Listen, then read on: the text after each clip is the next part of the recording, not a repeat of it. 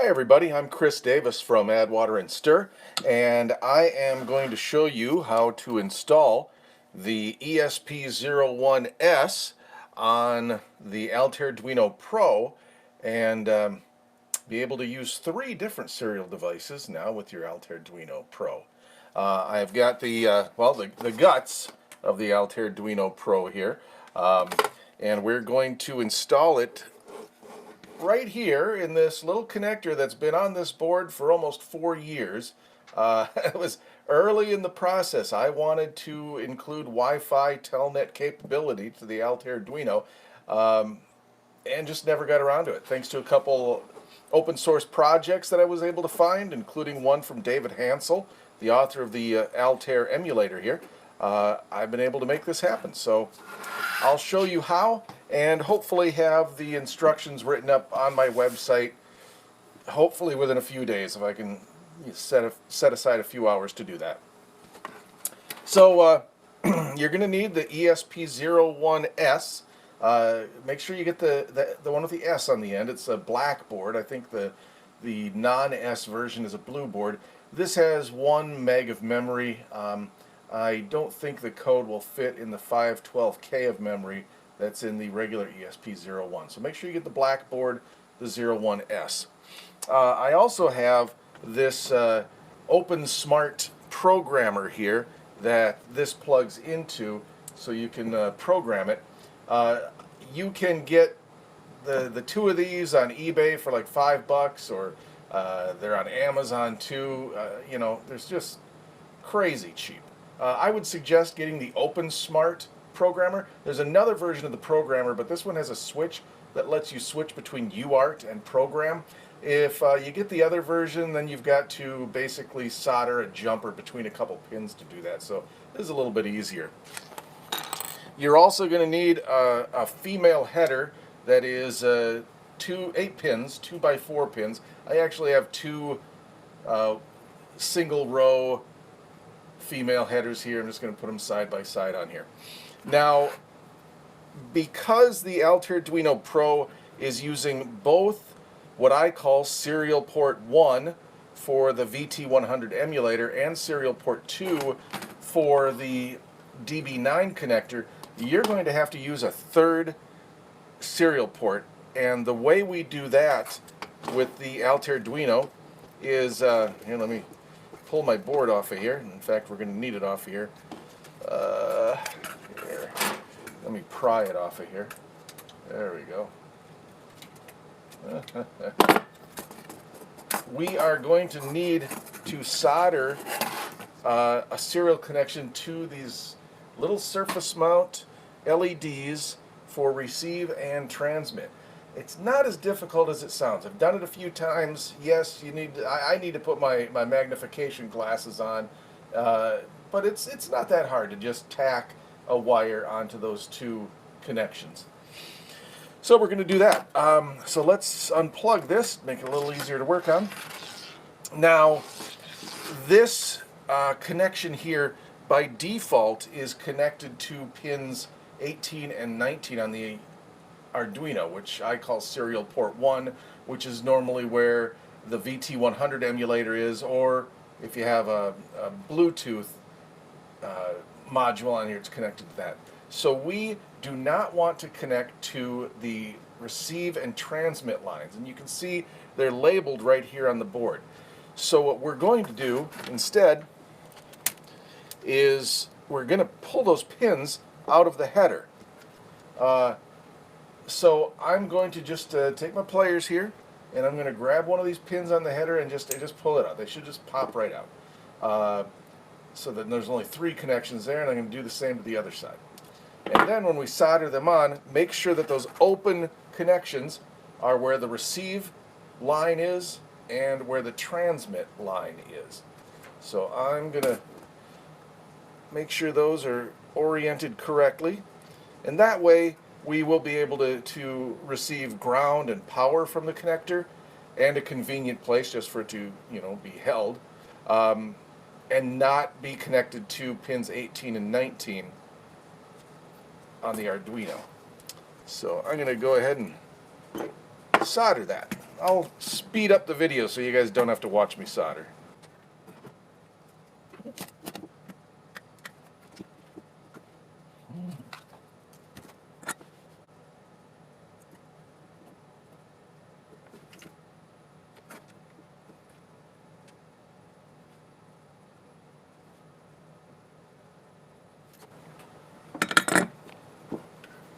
All right, I have my two single row 4-pin headers there. Hopefully you can have a proper double row header there, but this will still work. And I made sure that I'm not connecting transmit or receive. I don't know if you can see that on there, but I make sure those stay disconnected. So now we can just put the ESP01S, attach it to the headers right there, and you see it sits a little higher, but that's still low enough to stay under the front panel. Now we are going to grab some wire and we are going to solder to those SMD LED connections.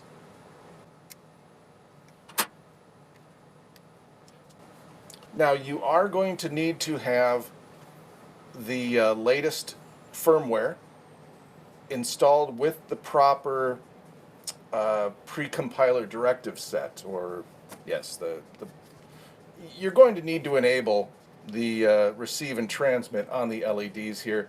I believe the file it is in is host_do.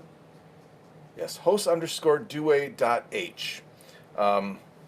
I'm going to make this the default installation that you can download from the addwaterandstir.com website, because I suspect more and more people are going to want to do that, and it really doesn't hurt anything to leave it enabled. I think it takes up a little bit of memory, but not enough to really matter. So I think I'm gonna make that the default installation that you can download from addwaterandstir.com/install. So I don't know if you can see it, but there's a receive and a transmit LED. I'm going to solder this to the left side of the LED as I'm looking at the board, toward the outside here, toward the USB connectors. I'm just going to tack it right onto the receive and transmit lights there. So here's some more soldering.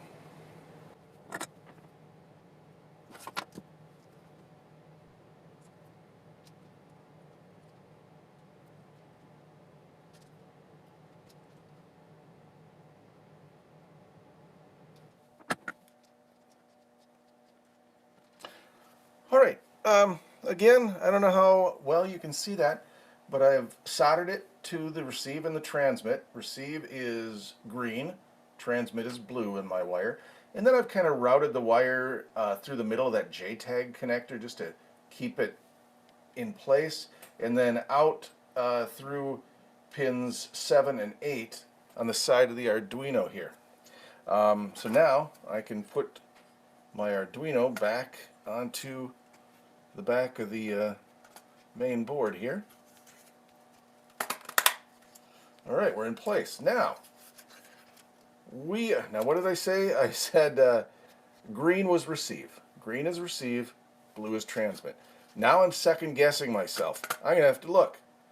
Green is receive, blue is transmit. Don't let me forget. Not uncommon that I would forget that 2 minutes later.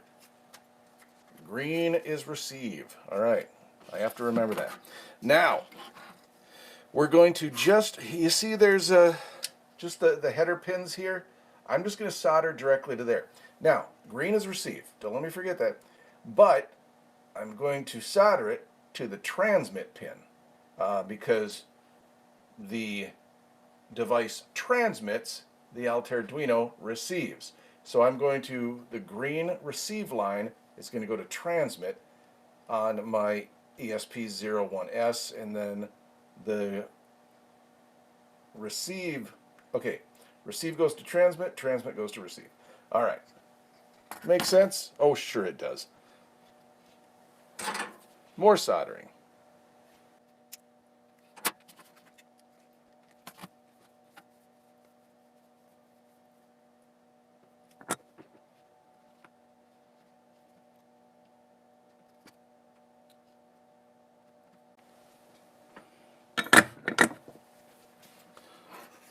Alright, my soldering job is done. So I've got receive from the Arduino going to transmit on the ESP01S, and from transmit on the Arduino to receive on the ESP01S. So our electronic connections should be finished. Cross your fingers. We will see if it works. So I'm going to plug in my I/O board. We will connect this. All right, I'm going to go get my laptop. All right, I have an SD card in here, and I have set up a third configuration on there.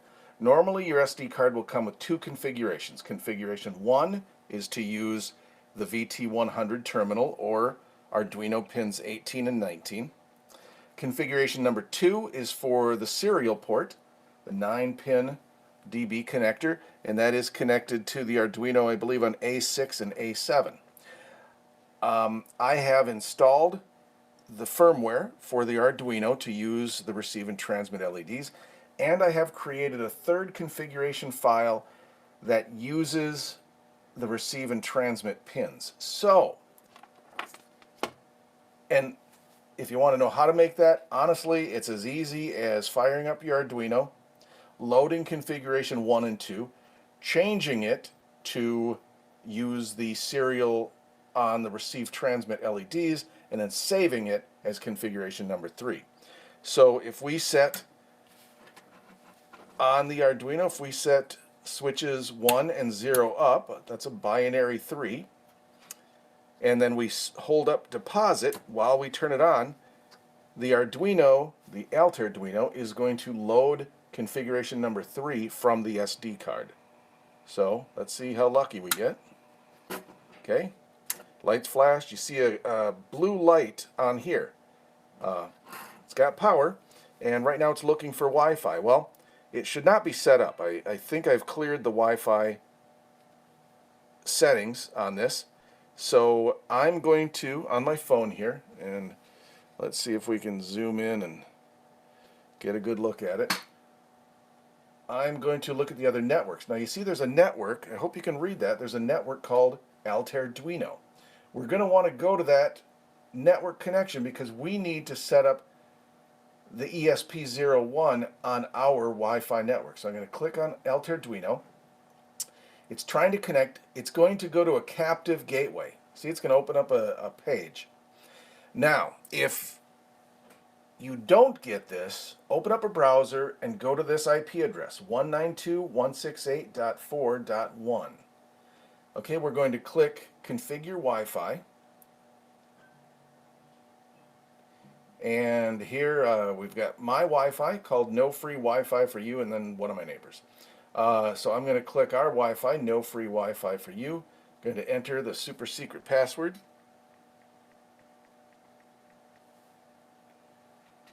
And then I'm going to click Save. Now if you look at the ESP01, that blue light's going to turn off, and then our captive gateway is going to go away. Any second now. There we go. It's gone. Okay, and now this should be connected to Wi-Fi in my home. So let's find out. Now, you should be able to, especially if you're on a Mac, or if you're, actually I think the latest version of Windows 10 should have this too. You should be able to go to Altair.local. But that doesn't work on my network for some reason. That needs to be set up or configured or something. So if you're like me and Altair.local doesn't exist, here's an application I think you should get. It's called Advanced IP Scanner. Advanced IP Scanner, it's free. It's a piece of software that is going to scan your network and find IP addresses. Might take a little trial and error. Advanced IP Scanner shows the IP address of the manufacturer. if it reads it correctly, the manufacturer is Expressif Incorporated.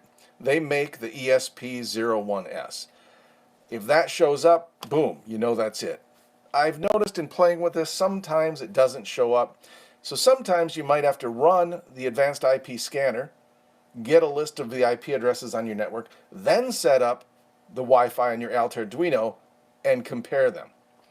Now, I know from playing with this before, on my network, this is 192.168.1.132. It uses DHCP, so it's not a guarantee that it's always going to get the same address, but really, unless something changes on your network, it's probably going to get the same IP address. And also, if you use advanced IP scanner, I don't know how well you can see this, but there's a little indicator next to the IP address, meaning showing there's a service that is running. And there is actually a web server running on this, so if I expand this, I can see I can expand it and see that it's called the ESP8266 Telnet to Serial Bridge. If I open a browser at that address, you're going to see here some settings. I would suggest don't mess with the settings. I mean, unless you really want to and really want to know what's going on, go ahead, mess with the settings. But you'll see one of the very last options on the settings is called Reset Wi-Fi Settings. That's if you're connected to your home Wi-Fi, but you want to play with it more and connect to a different Wi-Fi. By default, if your device cannot find the Wi-Fi it's configured for, you should be able to go to that captive gateway on your phone or device again and set it up with a new Wi-Fi connection. Now here's the deal. It only remembers one Wi-Fi connection. So if you take your Altair-Duino to a friend's house, connect it to their Wi-Fi and play with it, then when you come home, you're going to have to connect to your Wi-Fi again. It's not going to remember your Wi-Fi. So we are connected to the device. We are connected to the ESP01S. Are we connected to the Altair-Duino? Let's see. So I've opened up PuTTY here. I'm going to go to a Telnet connection. The host is 1.1. Oh, excuse me. The host is 192.168.1.132. We leave it at port 23. Just for our benefit here, I'm going to change the font size so hopefully you guys can see what's going on. And then I'm going to click open and hopefully it'll connect. So let me try to get a list of applications on the SD card. Oh, that's not working.